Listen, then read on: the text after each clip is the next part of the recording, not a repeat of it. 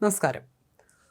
മതവിദ്വേഷ പരാമർശത്തിൽ PC. George കോടതിയിൽ കീഴടങ്ങിയപ്പോൾ പൊളിഞ്ഞത് കേരള പോലീസിന്റെ പദ്ധതികൾ കൂടിയായിരുന്നു.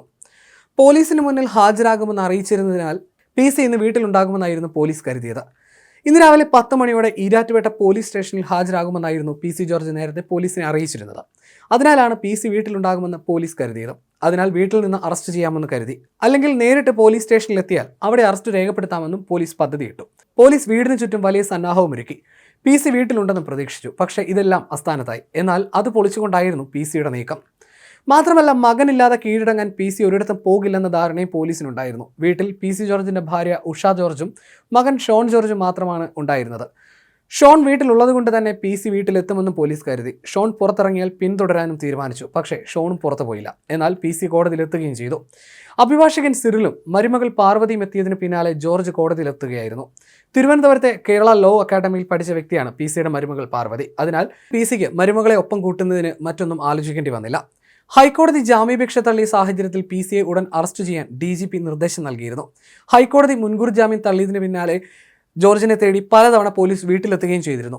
കോടതിയിലെത്തിയപ്പോൾ ബി.ജെ.പി പ്രവർത്തകരും പി.സിക്കൊപ്പം ഉണ്ടായിരുന്നു. തിങ്കളാഴ്ച രാവിലെ മുതൽ പി.സി. ജോർജിന്റെ ഈരാറ്റുപേട്ടയിലെ വീട്ടിലേക്ക് ബി.ജെ.പി പ്രവർത്തകർ എത്തുകയും ചെയ്തു.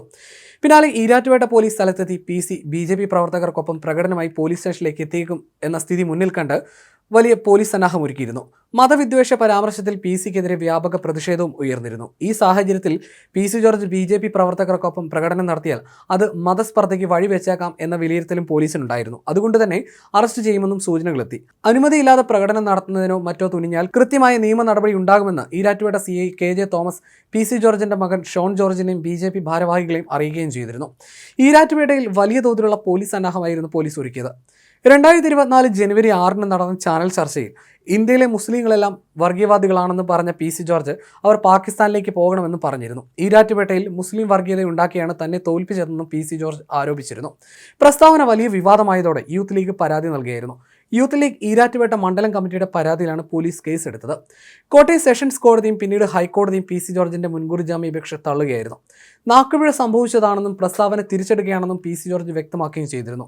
സംഭവിച്ച പിഴവിന് മാപ്പ് പറയുകയും ചെയ്തു. കോടതിയിലും അദ്ദേഹം ഖേദപ്രകടനം നടത്തി. എന്നാൽ വാവിട്ടുള്ള പ്രയോഗങ്ങൾ ആവർത്തിച്ചതിനാൽ പി.സി. ജോർജിന്റെ ക്ഷമാപണം കോടതി നിരസിച്ചു.